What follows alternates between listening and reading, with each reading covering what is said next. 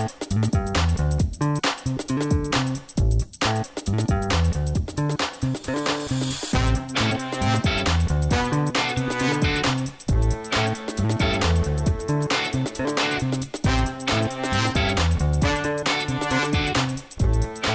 everyone. Thank you for tuning in to the Postmodern Realities podcast, brought to you by the Christian Research Institute and the Christian Research Journal.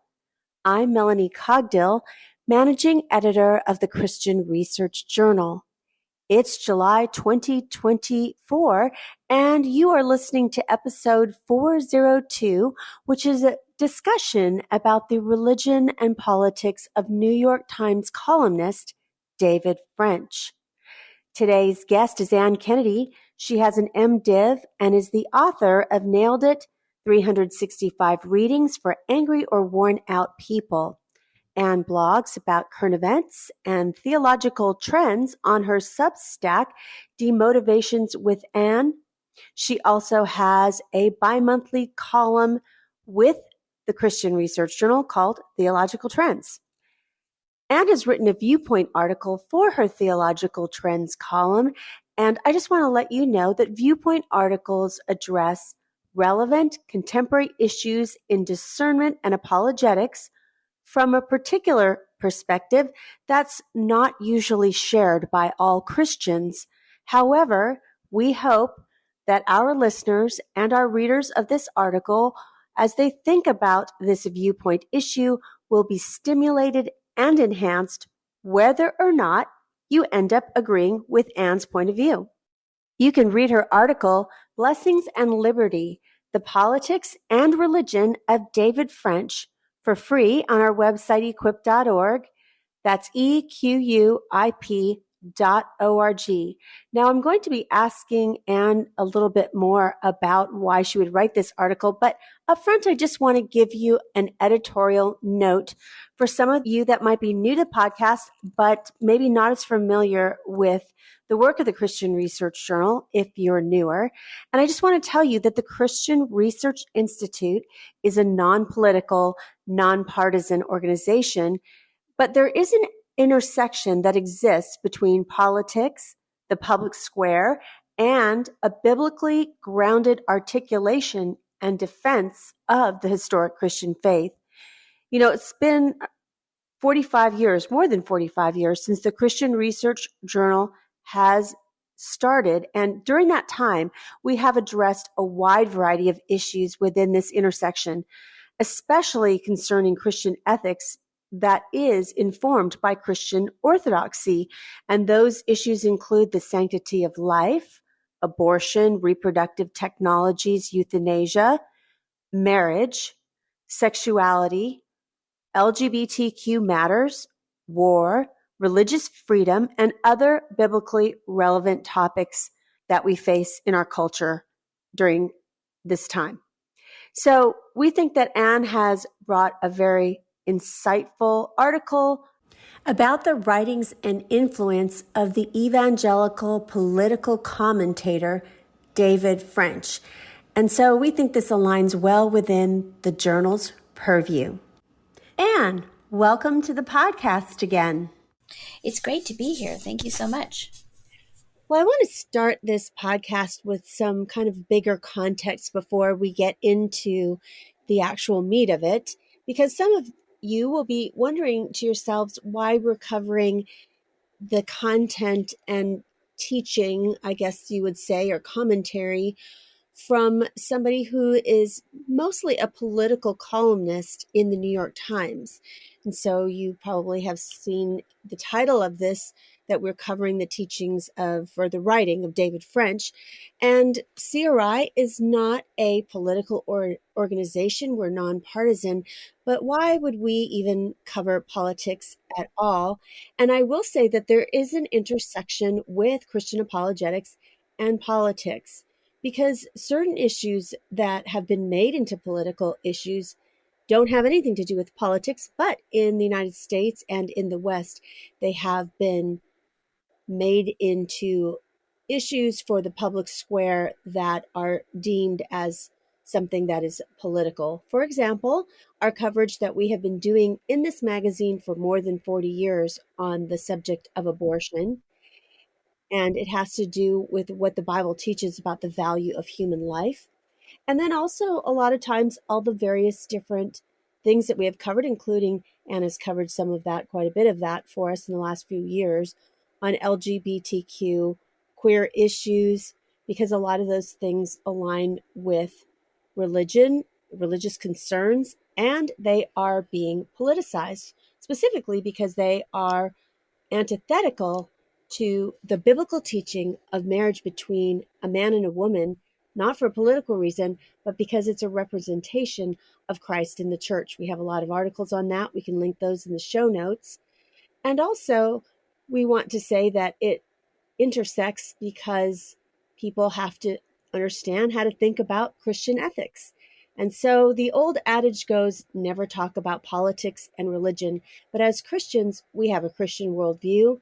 We see the word of God as authoritative and inerrant and inspired by God. And so that's how we would know God, because we believe God exists.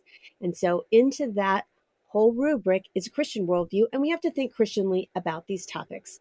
So I just wanted to kind of give that as a background and start out by asking Anne, even thinking about writing about David French, why should that even matter to the Christian, especially when this isn't about politics per se? And I also will tell our listeners, when a political figure, specifically in the United States, has referenced the Bible, Hank Hanegraaff, our president, has commented on it, talked about it, addressed it, and corrected it if it was not a biblical view. That includes President Barack Obama. That also includes former Senator Mitt Romney, who was running for president a few years ago. And we posed the question, could a Christian vote for a Mormon, or what do Mormons believe? And so this is not anything that has to do with one party or another. But I just wanted to ask Anne in general why Christians should even care about the writings of a commentator in a really widely read site, the New York Times. Well, I've asked myself that many times over the last year or so. Like many people, I read and appreciated a lot of David French in the early 2000s. I mean, he's one of the most articulate writers that I've read in the last 20 years, and his perspective as a Christian is he's made that overt everywhere that he's written. National Review, Atlantic, and now the New York Times, where he's been for a little bit more than a year, and he is doing political commentary. So and he has good political analysis. He knows a lot about the Supreme Court and the law, and so he has written over the last year a lot about the many important Supreme Court cases that have been decided or have been up for review, and what that means in American life and politics. But he is also overt about his Christianity and his perspective as a Christian, and in fact he is written about the whole question of a Christian worldview. What is a Christian worldview?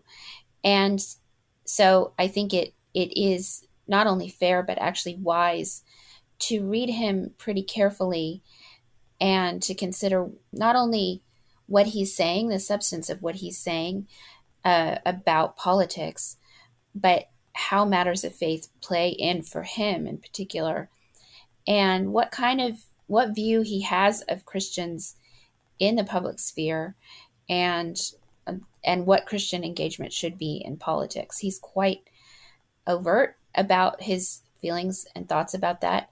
And so I think in this age, I am no longer in a position, I don't think any Christian should be, of just saying, oh, that person's a Christian, I therefore believe and trust everything that person is saying. I think we've kind of gone, as the West has shifted so far away from the assumptions of Christianity, the moral, ethical, and spiritual assumptions of Christianity, I think we have to question everything that even we as Christians say, and be much, much more careful than I think we've had to be through the last century in particular. So for me, it's really an act of charity to to read very carefully and try to understand where someone is coming from, and to try to unearth their assumptions about the world and about God, and how that might inflect or affect what they're saying publicly. And in fact, the New York Times is, although there's a lot of, every time they are not quite fair. I think there's a lot of instances over the last several years where the New York Times has shown itself to have a particular bent, a particular political bent, and they've been quite open about that. And people are always, ready to cancel their subscriptions. I'm one who kind of goes back and forth. I'm lukewarm and then hot and then cold about the New York Times, but it is a culture setter for American life still. Whether or not people read it, people see the headlines. And so to have a column in this paper, which is a major cultural touchstone for Americans, I think that all the more would mean that we should read what David French is saying in a really careful light, and to be fair to him, but also just to be cautious about theology and how that affects politics. I do want to say that actually it was more than 4 years ago, 4.5 years ago, we published an article by Anne called Naming Names, Why It's Okay and Necessary to Call Out False Teachers. And I'm not necessarily saying right now that David French is a false teacher, but what we were saying in that article that Anne wrote for us is, why is it necessary and biblical and actually told in scripture that we need to evaluate those that are teaching? And there's a lot of different ways that people are teaching. And I think in this day and age of social media, we have what we call influencers. And for sure, David French falls into that category of an influencer, a media influencer. And the reason why we want to evaluate what he says is because his opinions are formed, he says, by his evangelical identity or his evangelical upbringing, or he represents what he would say, what he thinks the church should believe. And so also we have somebody who is not trained as a theologian making theological statements. So these are all reasons why we'd want to cover this. So first of all, Anne, who is David French? Well, David French is one of the most well-known evangelical never-Trumpers of our time. He has a long studied career in political commentary. So he got started in the 90s, as kind of made a name for himself defending students on campuses in free speech contestations. So, of course, you have to have been living under a rock not to see that free speech has been really uh, not upheld for students in particular. Christian groups in secular institutions around the country, and David French argued and in many cases won and protected the rights of free speech for students in many major institutions. And he was so he was in law basically, and then he began to write for National Review, and I think in the early 2000s, and just provided really good, really clear thought on politics and free speech issues in particular. And then he did a tour in Iraq as a JAG officer.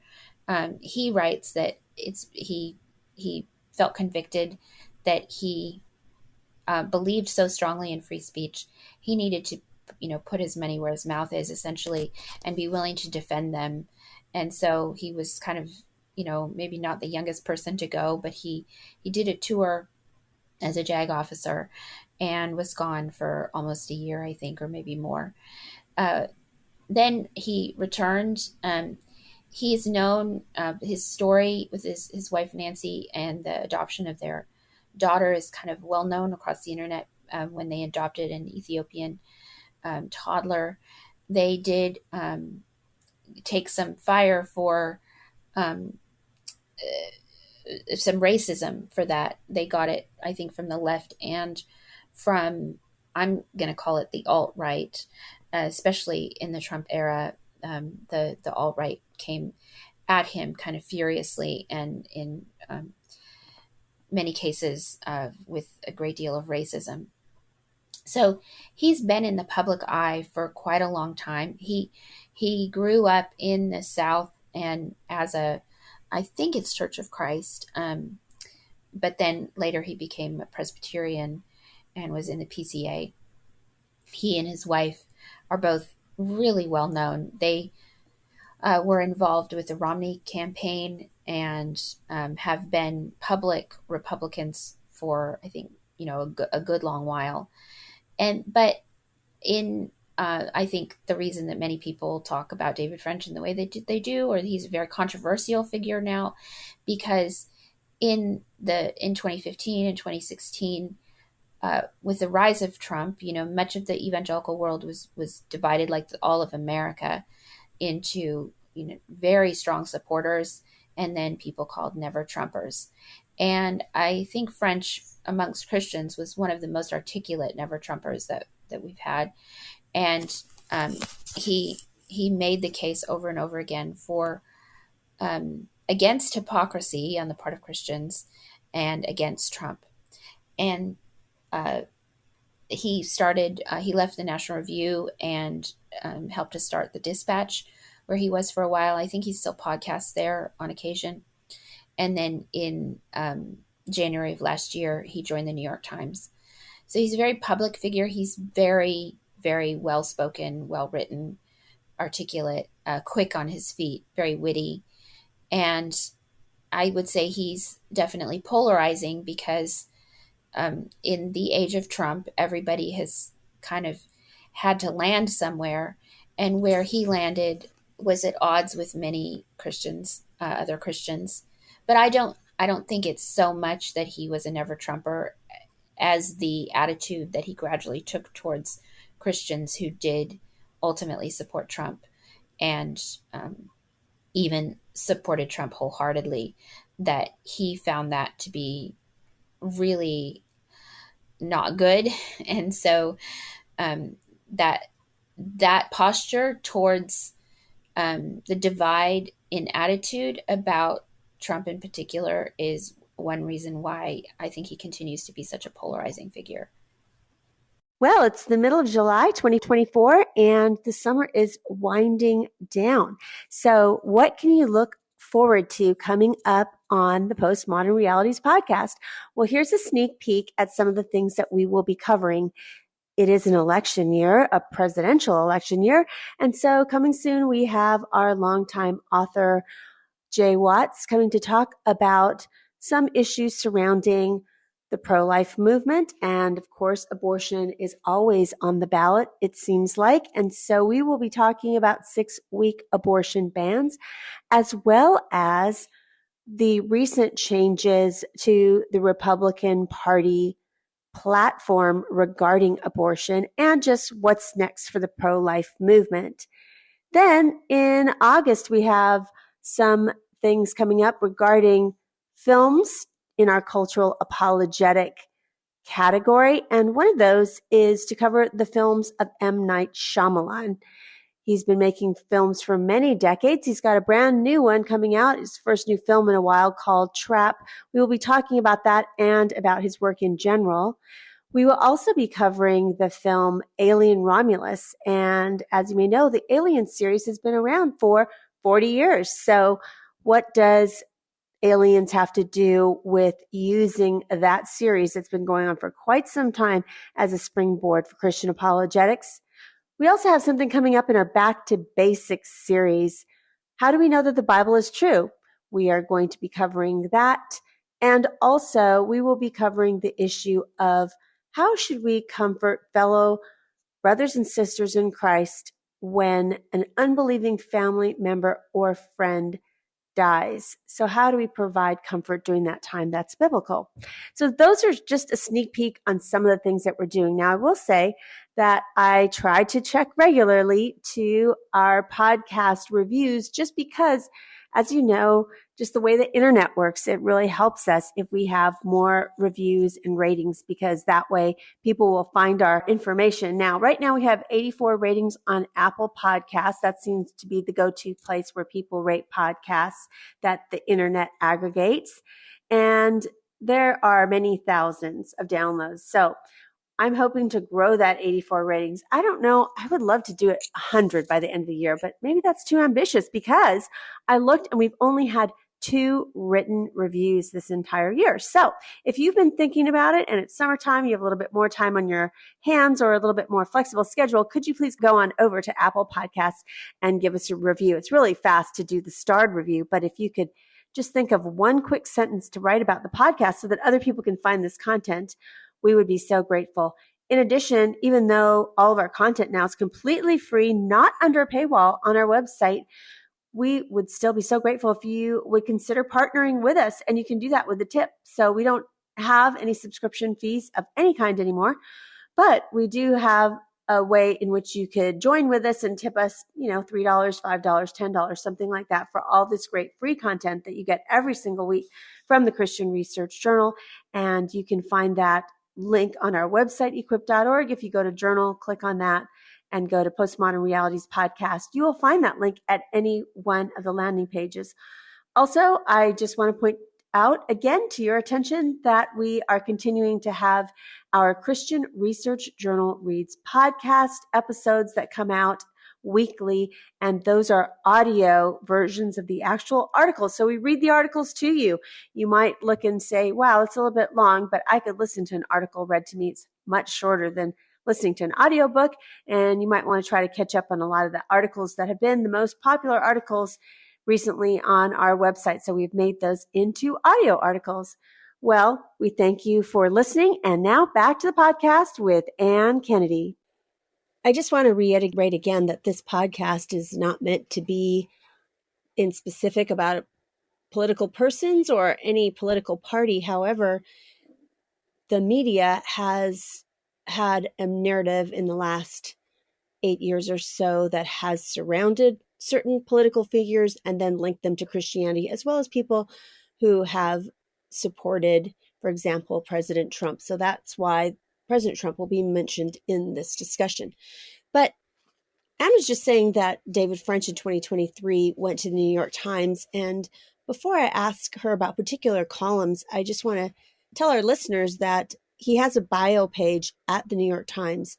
And he specifically says that what he covers in the Times is he covers faith, and he also writes, quote, quite a bit about religion in America with a particular focus on the health of the evangelical church, end quote. So this is of interest because this is someone saying that they are writing about religion in America while not being a theologian, and also focusing on things in the evangelical church, which is why we are talking about some of his columns, since that is his focus at the New York Times, as stated by himself. Now, he writes once a week on Sundays, and they publish his columns, and he's had various different issues that he's covered over the last year, but some of the ones that have intersected with faith have covered certain topics. And so I want to ask Anne a few about those.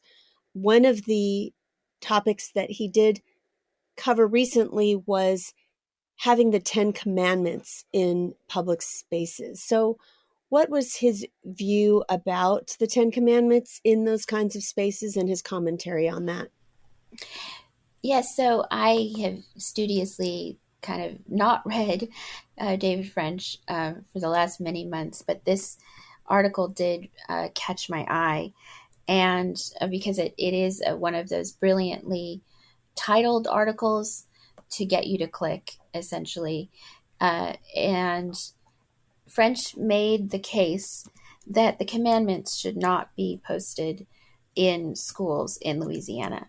And of course, I should just say at the outset, I would imagine, of course, David French believes that the 10 Commandments are good. He believes that the law of God is the best law that there is. And so it's not like a personal rejection of the Ten Commandments at all that he's making. But because he's a scholar, he understands the legal issues associated with laws in America and schools. He came out in a very public way to say that he didn't think that it was appropriate or good to post the Ten Commandments in schools because the Supreme Court has already ruled on that issue, and we're not supposed to have expressions of faith in classrooms. I think that's what he said. His post is called "Thou Shalt Not Post the Ten Commandments in Classrooms," which is a really great title. It's hard to title things well on the internet, and that was definitely something that was going to be eye-catching. So I found this article to be really interesting, and it's a good example of kind of where he lands often. And that's that there's a very subtle thing that happens. He's kind of going along talking about law and culture, and then he runs into the Christian question. And because he's in the vein or the groove of secular culture and law, the way that he frames the Christian part of the issue, for me, often isn't quite on note. It's not what I would think as a Christian. It doesn't always, it often misrepresents, I think, what many Christians and evangelicals in America would actually say they believe. I mean, he may be right in some instances, but he writes in a very general, very broad, sweeping way about evangelicals and Christians. And I often find that I don't agree with the way that he has described what that person is like. And in particular, in this article, I found the way that he described the Bible and how Christians might think about it to be a little bit interesting and a little bit troubling. So he wrote here, altering constitutional law is not the only motivation here. A version of Christian mysticism is also in play. There is a real belief that the Ten Commandments have a form of spiritual power over the hearts and minds of students, and that posting the displays can change their lives. I thought that was a really interesting statement because it's sort of two statements that don't really go together. I would say Christians would want the Ten Commandments to be posted for a variety of reasons. One of them is that they are the foundation of the universe. If we believe that God created the world, his law governs everything, and we can either live in accordance with it or in rebellion against it. But it's not sort of a personal opinion or a trope that's not what the Ten Commandments are. So posting them would be an act of justice and even righteousness so that people could visually see in written form the order and rule that God has placed over the created order. That's one reason. The second reason is that we know from the New Testament that the Word of God has power, not in a mystical or an esoteric sense, but because that is the way that God has ordered the universe again through the power of his word. And he draws people to himself through the word of God, of which the Ten Commandments are a part.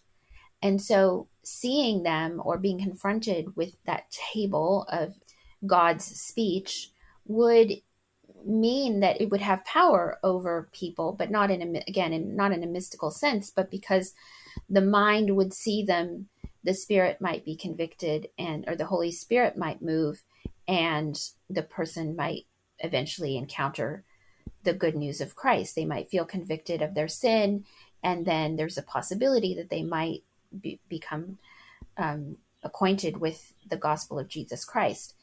So the word mystical there, or mysticism, really, okay, we can use the word mystical, of course, to refer to many things. In the relationship between Christ and the church is mystical, for example. But mysticism is a slightly different term. And So then he goes on, he says, I do not believe that documents radiate powers of personal virtue. Well, I don't think anybody would say that. I think that's a strange thing to say about evangelical Christians. The reason that Christians want the Ten Commandments posted, whether or not you think it's wise to do that in a secular age, in somewhere like Louisiana, we could debate certainly whether it's appropriate and wise to post the Ten Commandments in a place where nobody has heard of God, or whether the law says that you can't do that. But just the way that he casts what Christians believe here, I find troubling, because I don't know personally any Christians who would say that the documents radiate powers of personal virtue. Of course they don't. But by looking at the words and hearing their meaning, the person might have their mind changed or their heart. So this kind of is very subtle way that David French views his fellow Christians and then talks about them in America's biggest newspaper that's read mostly, I would say, by people who maybe don't know any Christians personally. I think is, well, I'm not exactly sure what the word is, but it makes me very uncomfortable at the very least. I think when we think about Christian apologetics and having a Christian worldview, and we have written about Christian worldview on many occasions in the Christian Research Journal for more than 45 years, is that it is so much about representing to other people the truth of what Christianity is. And so I find some of his statements to be very intriguing and wonder about how he is representing, if at all, Christian orthodoxy, or if he's making a comment that most evangelicals don't believe in Christian orthodoxy. It's hard to know. So one of the things that he does talk about a lot is abortion, because he is an attorney, and a lot of these things have become legal issues in the West and in the United States in particular, where he's writing. And so he has had a couple of columns where he's made some commentary on abortion. One of the ones addressed the hypocrisy he thinks of the pro-life movement. And the pro-life movement is primarily, but not exclusively, people who are religious. I would say it came out of the evangelical movement and the moral majority way back when, I guess, is that the 70s. But it also includes other co-belligerents who are people of other religions who would not, who would hold the sanctity of human life. So I find it really interesting that he's saying that the pro-life movement is hypocritical. And I want to ask you about that in light of the fact that one of the things that he says in his bio at the very end is that he really thinks that he is convinced that he needs to walk up to live.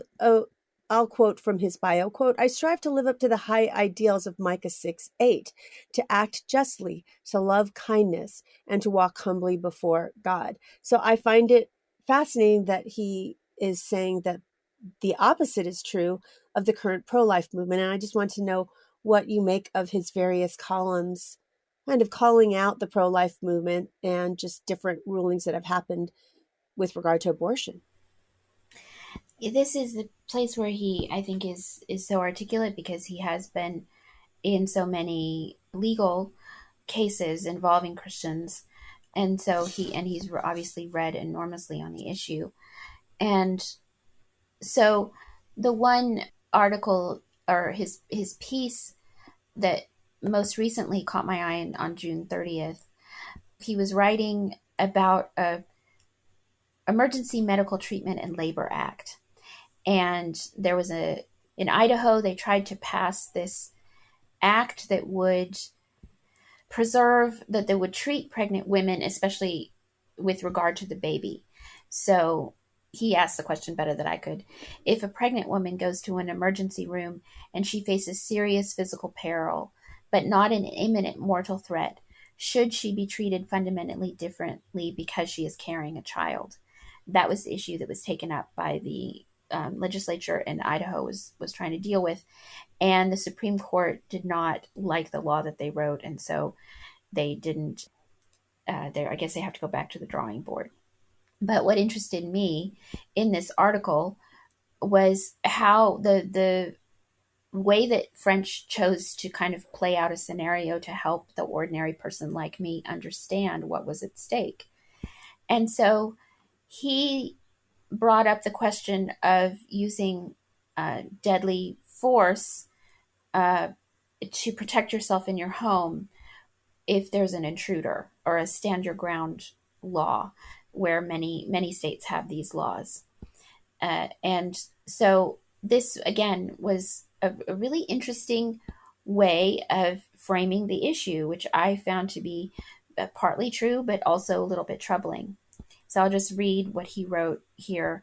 I'm referring to this law because if you believe, as I do, that an unborn child is a separate human life, then the long-standing legal rules that govern when we can lawfully take another life are quite relevant to the debate.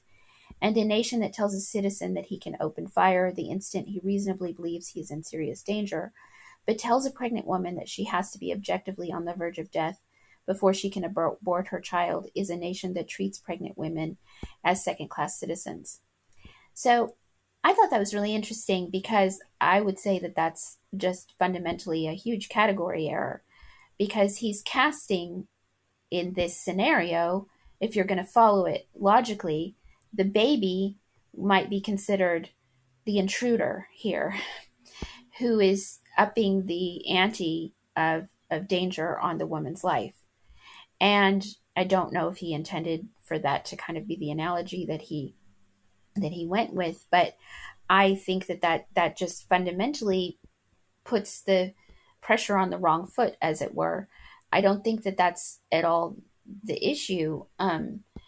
You shouldn't have to think of the baby as an intruder and the woman as a second-class citizen when you're considering these kinds of things. I'm sure there's another analogy that would make it a little bit better. And then in the article, he kind of goes at the abortion abolitionist ethos,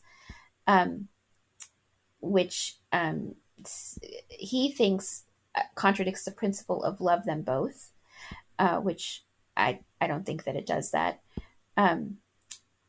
But I think that the way he thinks of the issue is just slightly off kilter. And so I think the discomfort that many Christians feel when they are reading him is because it's as though he's coming at it again from a purely secular standpoint, and he's trying to be legally fair, but he therefore misses something essential about what a pro-life Christian might really say about the nature of life and the mother and the child. And why does he think, as he talked about in a different column, that the pro-life movement and by association many Christians are hypocrites? Yes, that's like a very provocative thing to say in the article on Christians being hypocritical, or he lays bare the hypocrisy of the pro-life movement. He begins by talking about fertility issues, because it's, again, very contentious.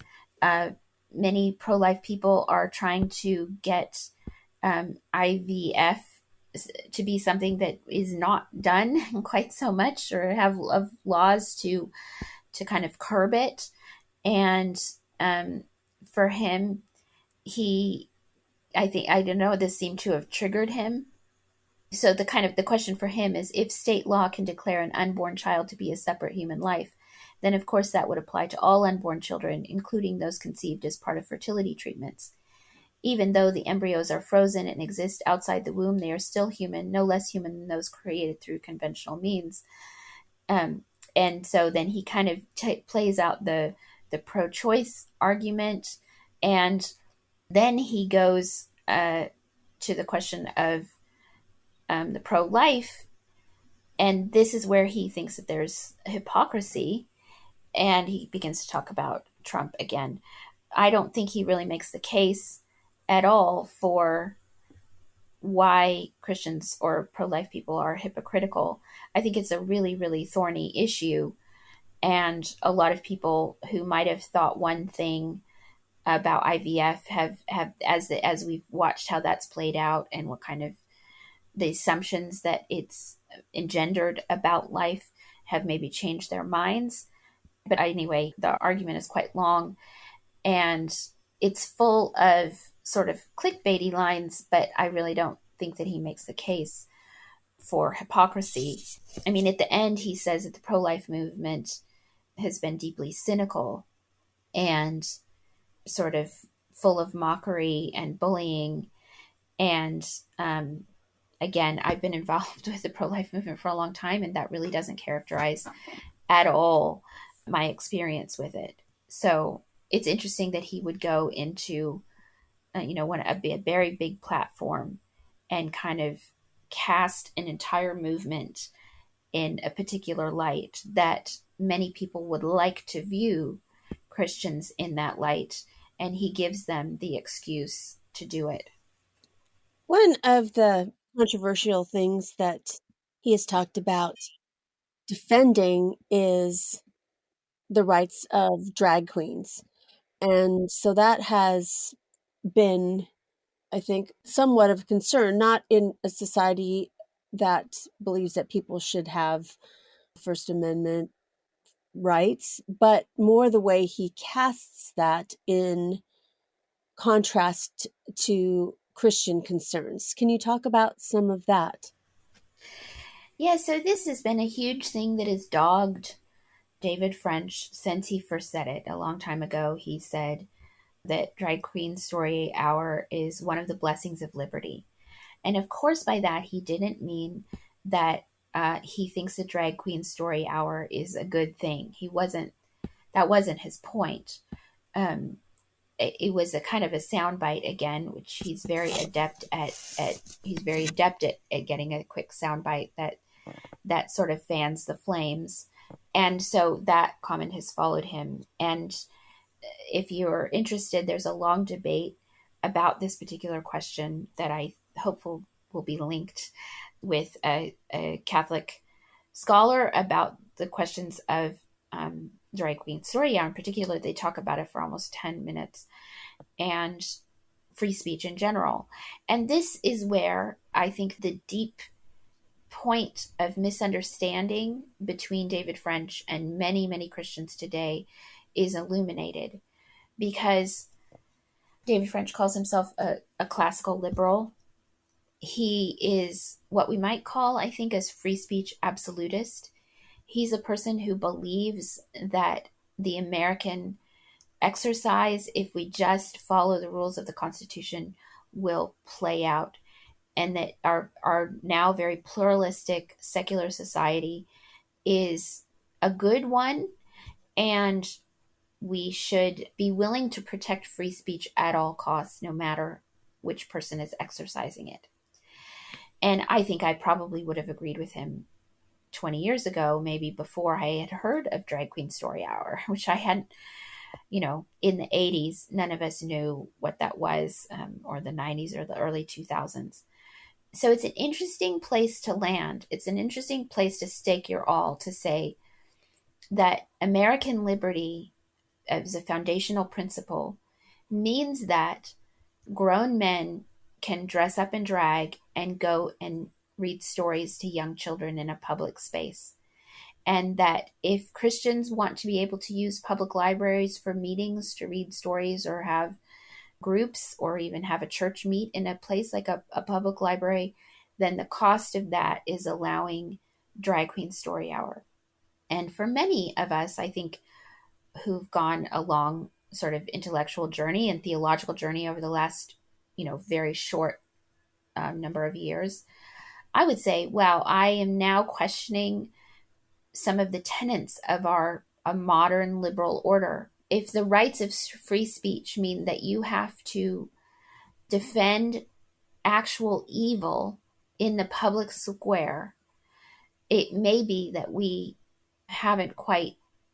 gone wrong somewhere, maybe we should take a few steps back and figure out what happened. How would it be that anybody in society, let alone a Christian, would think that it's okay for grown men who are really acting out sort of sexual fetishistic fantasies in the presence of young children, that that would be allowable in any civilized cultural space.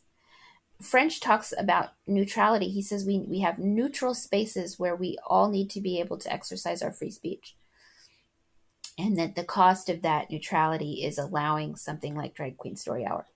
And what I think most people are waiting for French to notice is that Drag Queen Story Hour is evil. It's wicked. It's a corruption of speech. It's bad for children.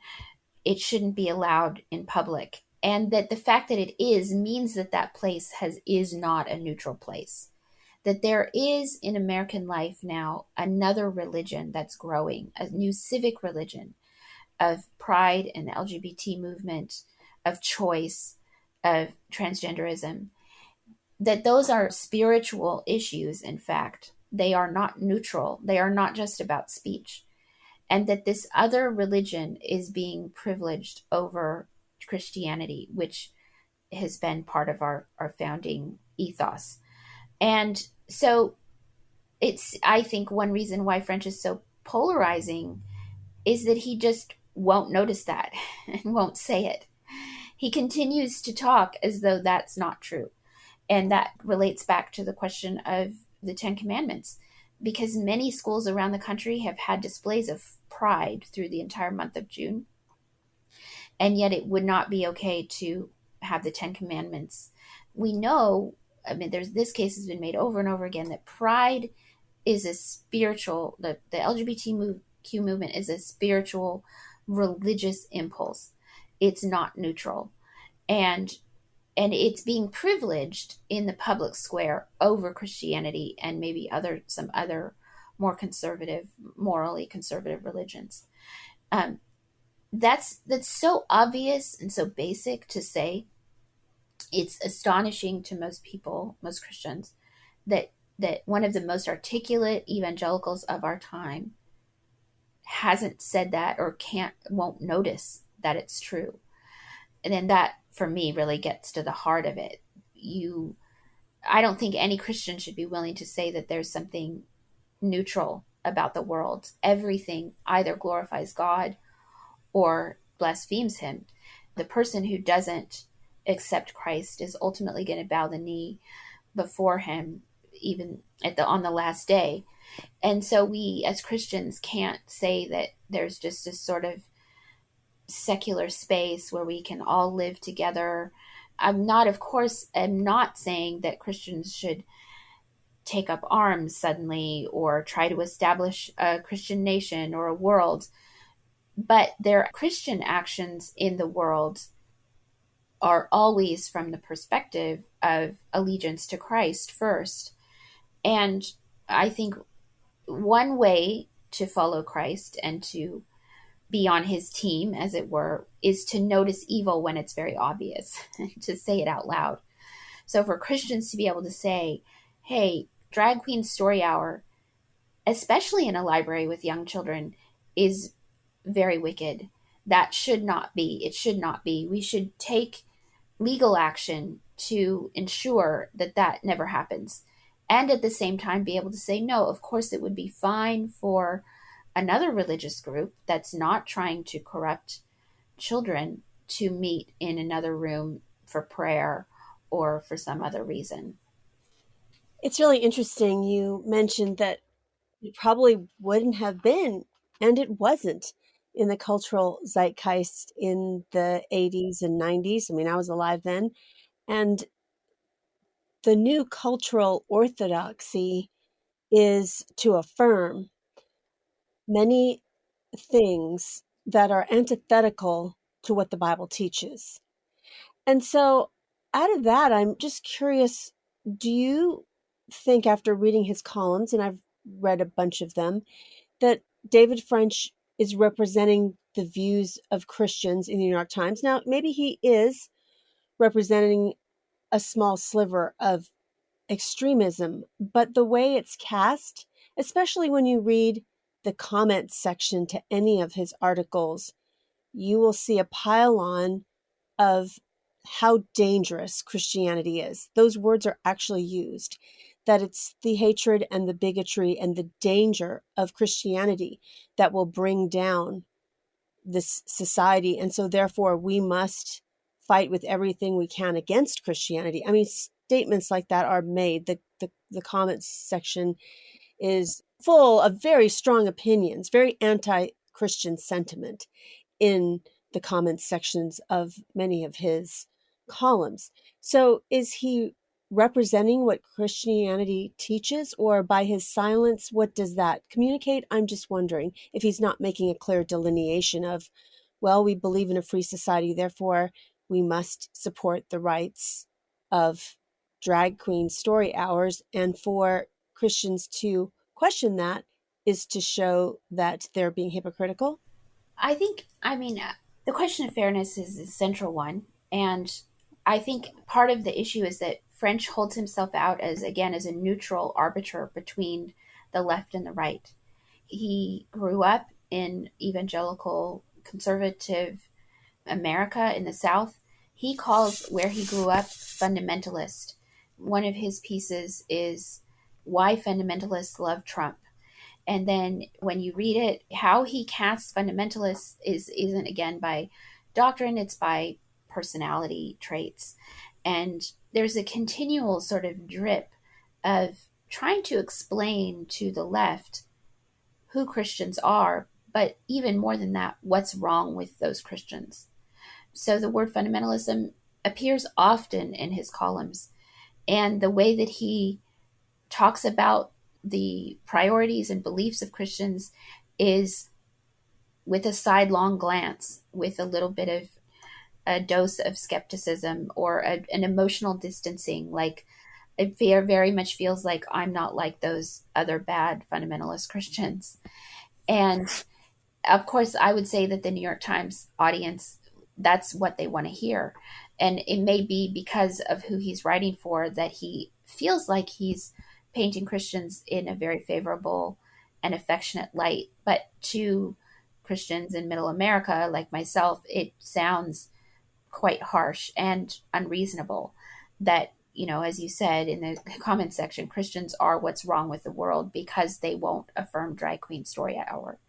That is a really deep and central issue. Christians cannot affirm and bless sin. They cannot cast their blessing over something that violates God's law, his commands, his order, and sexual immorality, abortion, the mutilation of children, even, and we could find some issues that are probably more thought to be on the left, such as racism.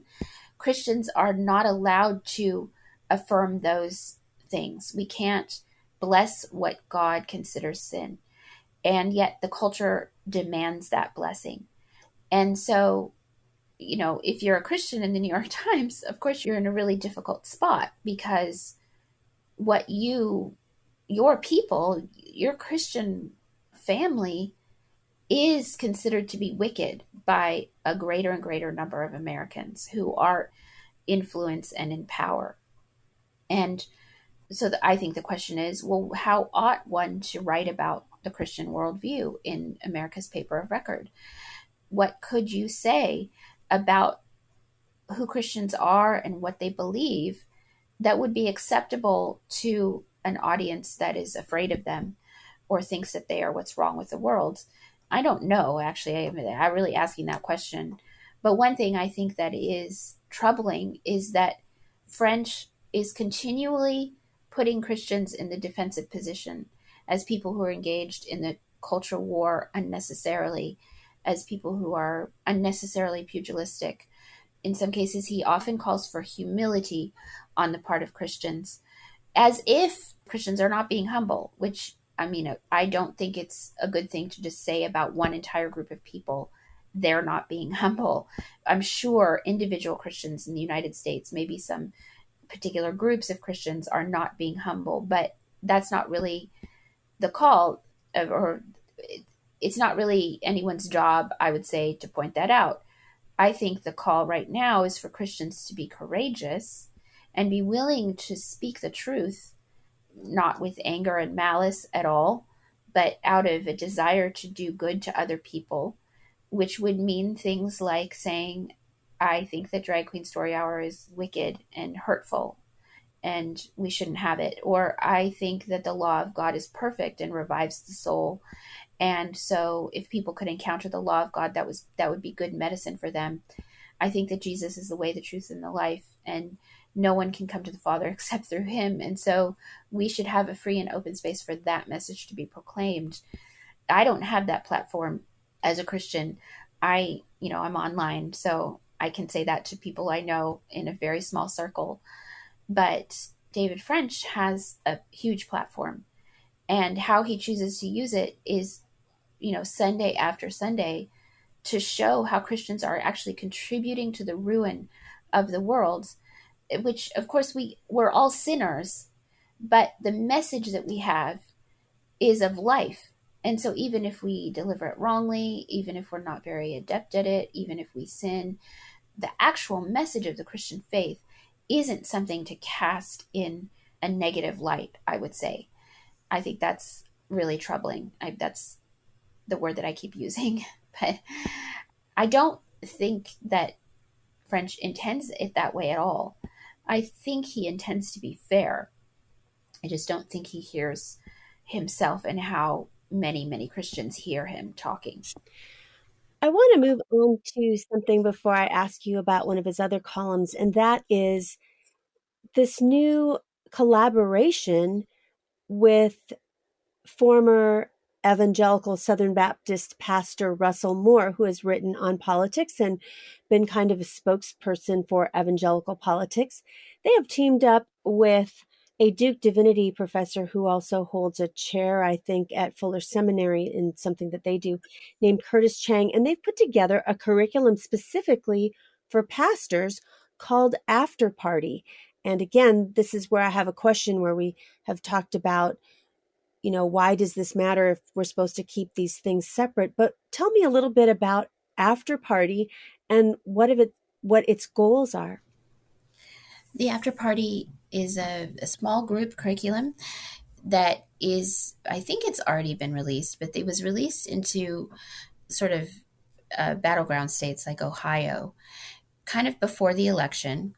And it is overtly political. It's the three, Curtis Chang, Russell Moore, and David French, each sort of do some of the talks and Bible study type things. You can get the video and probably workbooks to go with it, where they talk about what Christian engagement in the political sphere should be. And there's been a couple of reviews about this curriculum online. I've watched several of them, and I'm struggling to remember exactly where I saw them. I think that Megan Bashan watched the curriculum and said that it was very light on actual scripture. They lean heavily into Micah 6:8 and the question of humility for the Christian. The Christian needs to be somebody who is humble in their walk with God. And so to kind of hold substantial issues that are in the political sphere, like abortion, kind of lightly and question themselves about their position on that. And then really think about their tone as a Christian. Or am I being kind? So tone is really essential, but then the substance of what you might be voting for or talking about is maybe not as important. That's sort of the reviews that I've read about it. I have not reviewed the curriculum myself. The thing that really alarmed many people, including me, was a long discussion where Curtis Chang was introducing the curriculum and trying to get a room full of pastors to consider using it. And he said outright that, of course, it's hard to talk politics from the pulpit and to get your people to consider voting in a certain kind of way. And so what do you do if you want to move your congregation from one sort of political ethos to another one? You don't want to just go at it straight in a direct manner. You would want to, it's helpful if you have a third party come in and and bring up the issues, that you would get a lot of blowback from your congregation for bringing it up overtly from the pulpit. And so the after party then the will come will give a way for your small group to begin to talk about politically charged issues in the public square in a way that maybe you as the pastor, you might have like private feelings, a private political leaning, probably to the left, I would imagine, from the way the curriculum is talked about. Um, and but you don't want to, that's not going to play out well. You'll lose parishioners or funding. And so you can introduce this curriculum, and these three men will bring up these issues and kind of instruct your congregation in how to engage politically. And the first thing about that's alarming is that no pastor should ever do that. You should not, you should know, you should have the courage of your convictions, I would say. If you believe something is necessary to be spoken to your people, you should say it, if not from the pulpit, yourself in a class, and not get rid of your responsibility by giving that to somebody who is making money.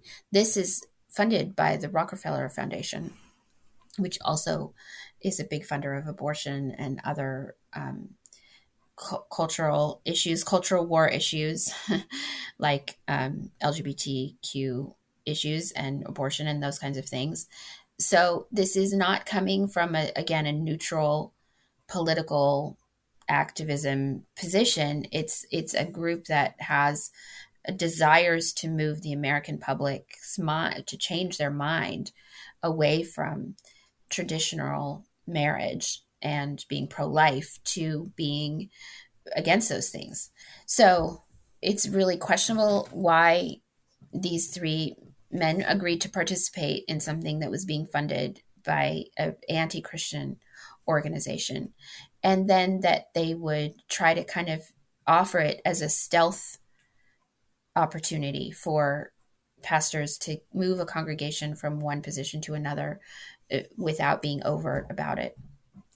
And then I was really, really alarmed by the idea that Christians in particular should be humble and be careful about their speech, while everybody else is not doing that. And again, to say that doesn't mean that we shouldn't be kind in the way that we speak, or that we shouldn't be humble. But I think the way that most people hear that is to think, oh, well, I shouldn't speak about these things because that might be proud, or it might be arrogant, or it might be unkind. Whereas, again, kindness is about telling the truth, and love is about sharing the news of Jesus with the world. So you really should not accept definitions of humility and love from people who have a political agenda behind those terms. So I do recommend that if people run into this curriculum, they're really, really careful and investigate it fully before they buy it or use it in a congregation. I find it interesting that the purpose of this is to somehow move a congregation. I mean, are they hoping by releasing it in an election year to actually impact an election? That I think that's quite curious, because it does seem like it encourages a shift away from certain biblical truths, or denying them, or maybe ignoring them, perhaps. Yeah, I think as things become more polarized, there's a lot of positions, for example, taken by the National Democratic Platform that would make it very hard, I think, for Christians to really be wholeheartedly in favor of that platform. They're very, very pro-choice, anti-life. They are committed to the destruction of marriage. At the very least, those two things are so clear. And so, I mean, as a Christian in this modern age, I have a hard time voting at all, because the GOP is not pro-life either. So there's really no candidate for me in that. I'm a single issue voter. I vote on the question of life over everything else. Everything else takes a second position for me. So I understand feeling homeless and having no one to vote for. But but it is also a stretch to say, well, a Christian shouldn't vote, or a Christian who is staunchly pro-life should gradually be moved to not be pro-life because of Micah 6:8. That's not a good thing. It's one thing to reject the GOP, but it's another thing to embrace the platform of the Democratic Party. And again, how you think about things as a Christian is really, really essential. And I would say, even more than your vote, it's how you speak, the content of your convictions as a Christian, that you speak to people you really know about your faith, about what you think is important socially and culturally and politically, that you don't feel like you shouldn't say something because it might not be loving. That's really the central, most pressing issue for me because, well, I mean, we can all vote or not vote, but we all have relationships with people. And if you believe the meme that it's unkind to be strongly pro life and explicitly so in your speech, or to defend marriage, or to talk about Jesus publicly, then we're in a really bad place because that's not true. So I'm interested. I don't know what the motivations are for participation in this curriculum, but I think it's really, really suspicious and troubling.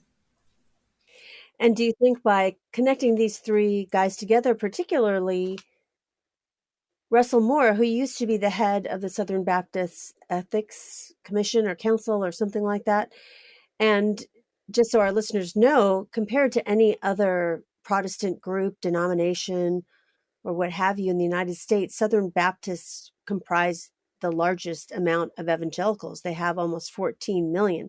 So that's a lot of people who would feel that perhaps they should seek out this curriculum because Russell Moore, who had a career in talking about Christian ethics, is endorsing it. Yes, I mean, I think he's a trusted figure, and David French likewise has, been publicly and prominently in the PCA for a long time and has spoken as an evangelical. I'm not as familiar with Curtis Chang, but Russell Moore has written reams of stuff, and there's podcasts. He's a known and, until this point, really loved figure, I think, in the SBC. And so it's not like, some unknown person decided to develop this curriculum and put it out. It's people who have been in the public sphere, who have been influencers, who have drawn people to themselves and given advice and spoken very strongly about what they think the correct posture of the Christian is. And so it's interesting and questionable. One of the last columns I want to ask you about, because this gets again to theology, is his column that he did in February after the Super Bowl He Gets Us ad, which is something that was called for this. They've had this campaign, and this year it was Jesus didn't teach hate, he washed feet. And also on this podcast, if you've been listening this year, you know that I interviewed one of our authors, Bob Perry, about this campaign and his evaluation of it on who this campaign is saying Jesus is. But I want to quote from what French actually wrote in his column, and it speaks to things that you've already told us about him. First of all, he writes, quote, "I grew up in a quite fundamentalist religious tradition, and my church placed an enormous emphasis on the boldly declaring model of Christian engagement.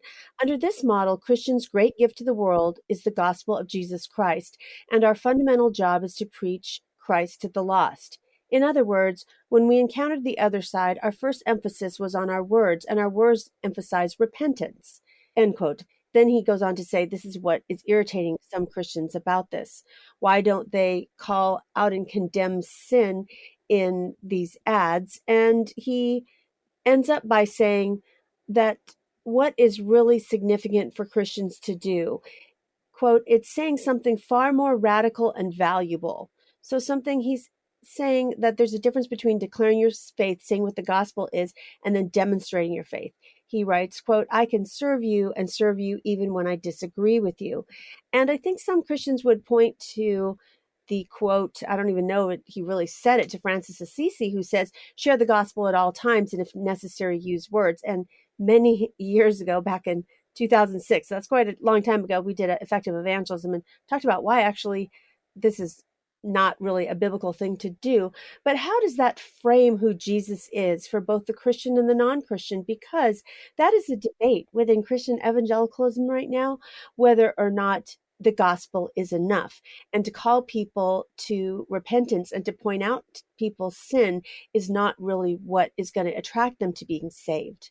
And also, it shouldn't be the outfruit, and sometimes the fruit of people being saved under that doesn't result in societal and social change. Right. This is, I mean, that's a very, that I grew up with that. Preach the gospel if necessary, use words. As a former Episcopalian, people were loath to use words. In fact, many bishops would say, well, we really shouldn't even invite people to church. Just open the doors, and if people want to come in, they'll come in. And it's a very reticent, very kind of embarrassed way to be a Christian. And I would say, of course, deeply, deeply wrong, because Jesus is the Word. He came as the Word made flesh. And it was, he said over and over again, he actually didn't come to wash feet. He came to preach the Word. He's constantly saying this in his Galilean ministry. I would stay here and do more miracles, but I need to go out and preach. And he preached about repentance and that people needed to turn to him and live. And then St. Paul takes it up.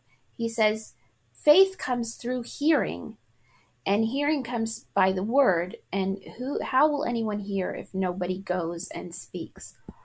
Christianity is given, it's moved forward, it's passed from one generation to another through the proclamation of the word with language. So you could write about it, or speak about it, or sing about it, or have a conversation with somebody over dinner. But if you never speak about Christ and you just live a really, really good life, you are not doing what God commands.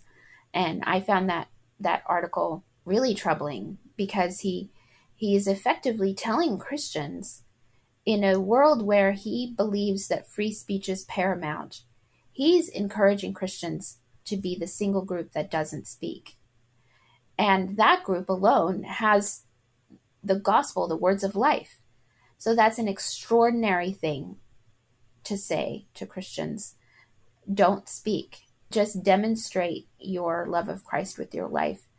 It's a little bit ironic, because he believes in free speech. He thinks that there should be pluralism. There should be an equal, neutral opportunity amongst all parties to speak what they think is true, except for Christians when they're talking about Jesus, because they risk being unloving.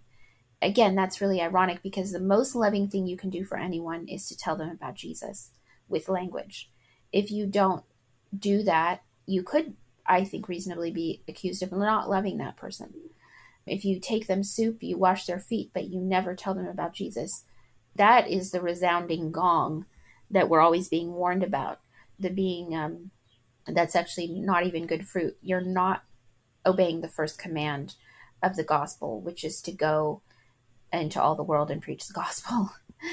So I just think to me, it seems so obvious, but I guess it must not be, because it hasn't occurred to this brilliant writer who's able to put words together very felicitously and use a platform to talk about Christians at least once a week. I just think it would be really great if he would encourage weary Christians who are afraid to speak because they are afraid of being canceled, because they risk to lose their jobs, because they risk being ostracized. If he would tell them to take their courage and go to a lost and dying world and tell it about Jesus, that would be so moving and so helpful at this particular moment in time. Well, that's a lot to chew on. And so, on a much lighter note, I have a fun rapid fire question for Anne. Well, we find ourselves in the middle of the summer, and I was recently at Starbucks, and they have a question of the day. And their question of the day was, what's your favorite thing about summertime? Oh, wow.